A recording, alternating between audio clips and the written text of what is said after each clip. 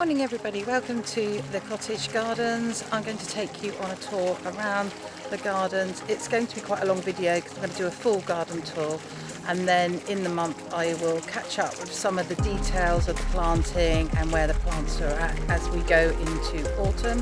I'm also going to show you my broody chickens. We'll have a quick visit to them, and then there's an area of the garden which you can't see at the moment, which is behind the garage block, and that's very dull and just needed lifting. So I purchased 4 hydrangeas for there, and I'll show you myself planting them.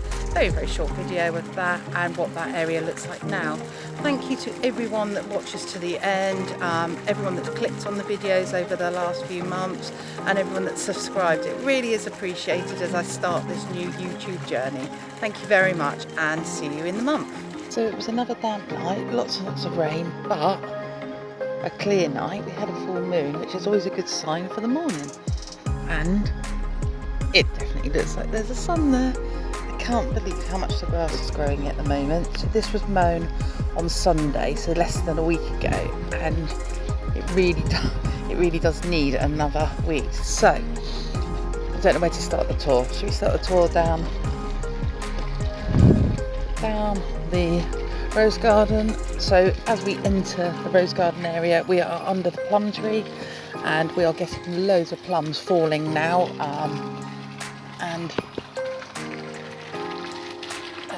we are starting to harvest them.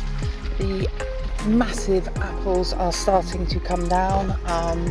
Hopefully those will continue to grow so that we can have really big apples for our cider.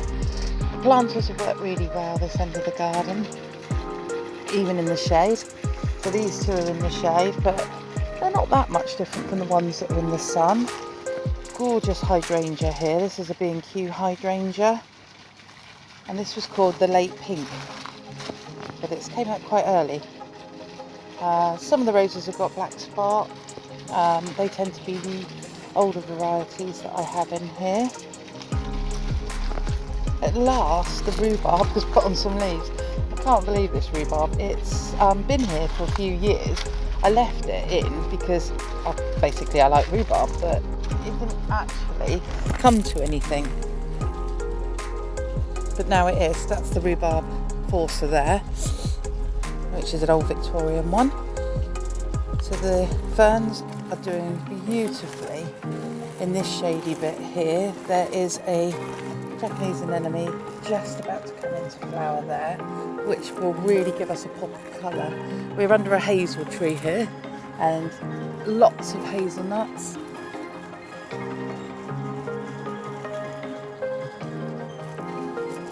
Hazel or cob? If you know, comment below. Looking at the love hearts. I love these leaves, just perfectly heart-shaped. There's the cottage in the sun at last. Oh, the joy that brings. I can feel myself being lifted already. Cosmos, right, we've got loads of different cosmos in the garden. This is a pretty one. This was the peppermint. Really pretty. Jane Austen. Last of the flowers there. I can't see any more buds. Yes, I can. This rose just keeps on giving. Go back this side. That's a beautiful rose. I don't know if I can remember what this one is. I can't. There should be a tag there somewhere, and we have the other rusty rose with the love hearts. Into the miscanthus, and then we've got the Japanese anemones behind, which will give that beautiful pop of colour in amongst the miscanthus grasses, the ferns. So this again is another quite shady back because we are under beech trees and fir trees. You see my messy bit of the garden. Every garden has a messy bit. The scabious there is literally popping some colour in this border. So this is blue and pink, this one seems to be predominantly. Through the sweet peas, which are still going. We've got a different cosmos here. lettuce there. Look at that. And that was the teacup, or cup and saucer. Cup and saucer. Look at the Aggie. Look at the agapanthus. It's not coming out that blue on this screen. It's got like a pink tinge on the screen, which is gutting because it is the most like Caspian Sea blue. Now this one is coming out white on the screen, but it's actually a pale blue. So this blues are not working that well on the Android. And then if we go to the side of the barn, I love the way that these just fall into heart shapes. Isn't that gorgeous? And at the back there, making a slow romp is the passion flower, and that's Passiflora corlula. The seed-grown dahlias are doing really well. Turn you around and come in here. This was the newest rose that I got. It's going to fall apart when I touch it. That's beautiful. And that one was the Dawn Chorus. Then looking towards the pond.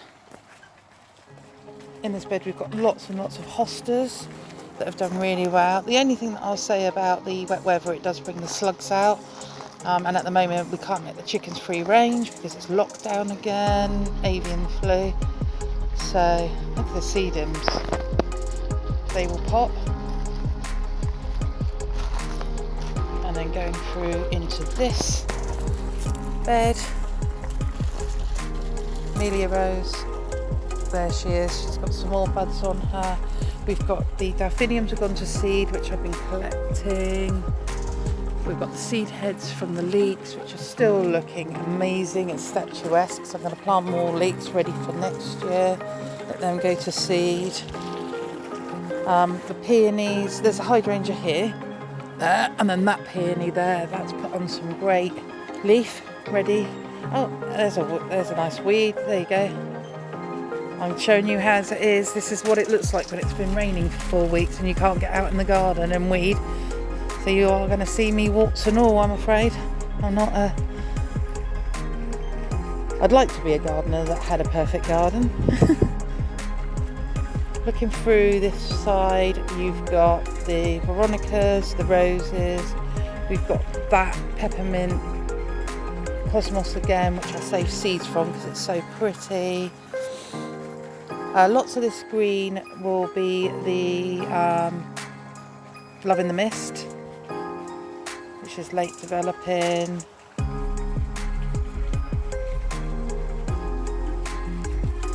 Down to the ferns with the daisies. Can't remember what this is, but we've got this everywhere. In there there's a prunus tree, which is here. Right, the arch that never made it into an arch because the clematis has grown all through the bushes. This really needs a trim back because you have to squeeze past it, but at the moment it's not going to because it's in full flower and it smells beautiful. Through the back of the pond border, we're going to come and have a look at how is the camellia doing. So really well, there we go, that's next year's flowers. Had lots and lots of water, which it needs. The legginess of it, so this bush was allowed to encroach too much and the poor camellia is a bit wonky, but I'm hoping it will right itself. Here we've got that massive pumpkin. I talked about this in an earlier video. I've got this habit of just dumping pumpkins on the garden and just letting them do their thing. And this is its thing. And it's right up into the camellia. Sorry about the sunlight. Haven't seen any pumpkins yet, so it might just be all leaf. The pond area, very weedy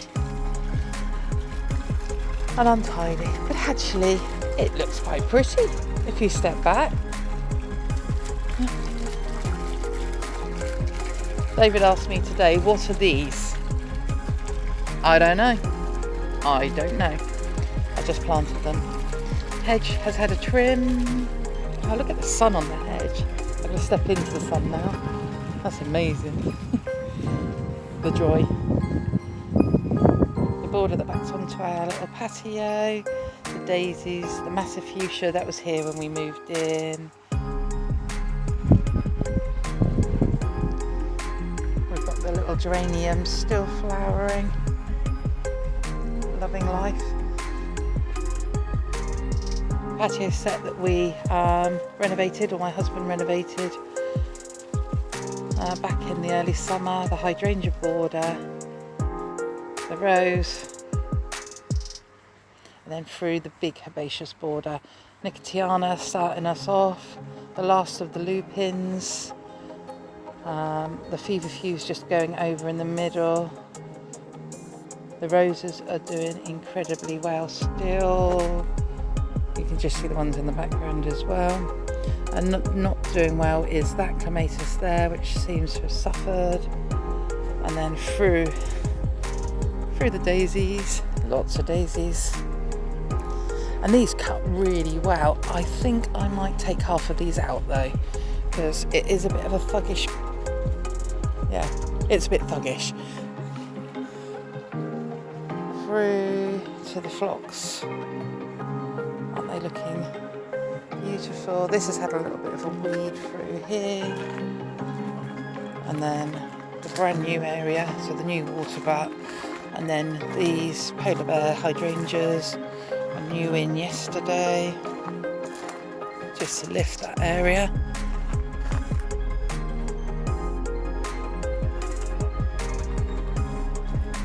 This is a new area, so there was nothing here before, and I put this little plant bed in. All of these plants were transplanted from around the garden because they were in the wrong area. So for instance, in there we've got cosmos, which was being eaten by slugs. The astilbes were dying in the rose garden because it was too hot for them. So there's one astilbe, two astilbes there. The sedums I have dug up, and the foxglove, and then at the front we've got two salvias. So they are homegrown salvias, back of the greenhouse. So the greenhouse had a treat in the rain the other day. I gave it a wash. So you can't see that now because of the condensation. We won't go in the greenhouse yet. But look at my melons. I can't help saying that, sorry guys. Outside the greenhouse we've got the planting here. I've just chucked a load of pots together with the bay trees. It's quite eclectic, but it's been quite cheerful. We've got little fuchsias there, the little orange daisies. There's the rambling rector that hasn't been planted yet. Quick sneak peek in the greenhouse. Every time I show you and promise it to tidy up, it's not tidied up. And then we've got the mint, which I'm constantly using for tea at the moment, and the stunning roses that were here when we moved in. These just have not stopped flowering since late May, I think it was, in my first video in May.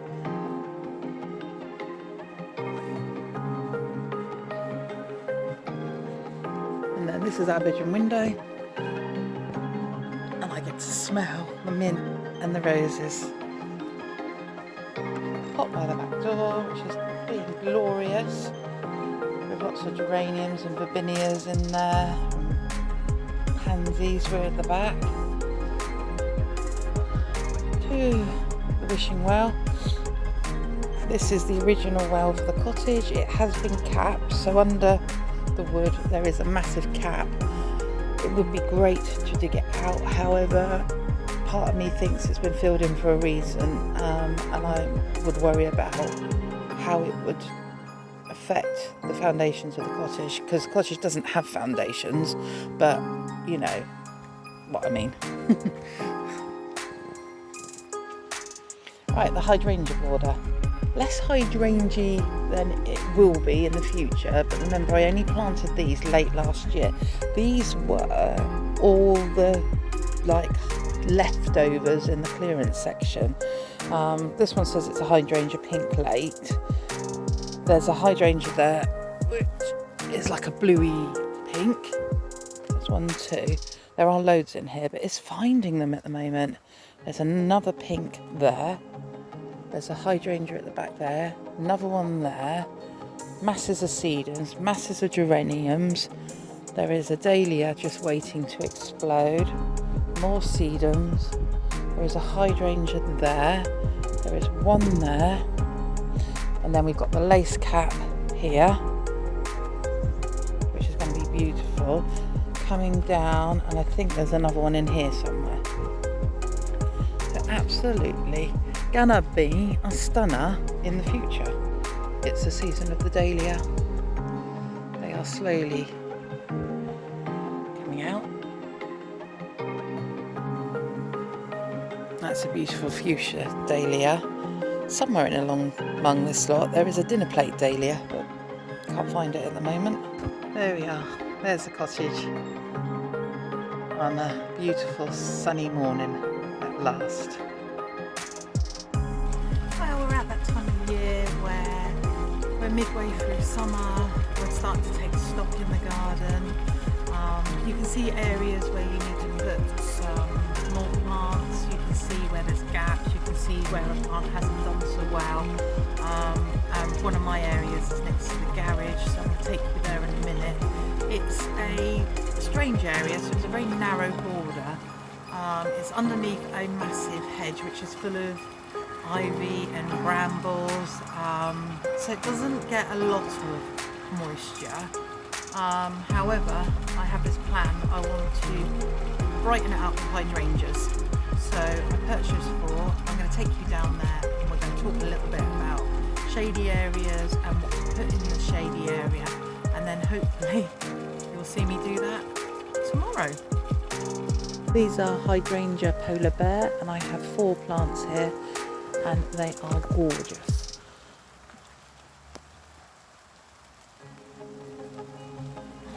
And these start off white, creamy white, they go limey green, and then with a hint of pink. Like I said, I've got 4 plants here and they are going there when it stops raining.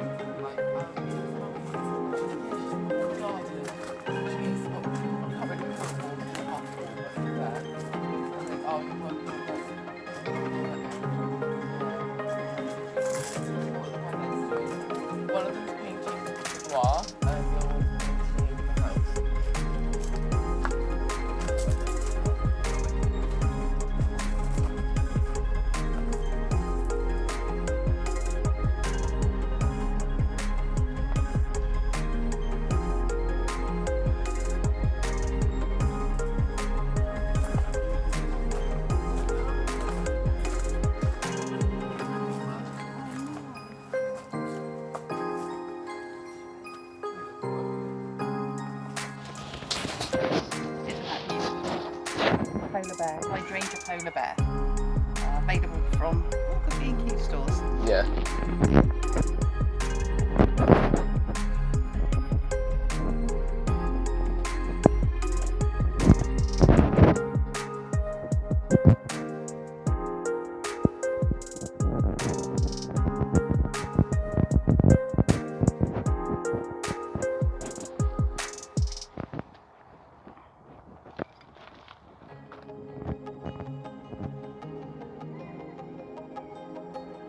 View, but that's going to be pink and white. Hydrangeas and geraniums. So thank you very much for watching.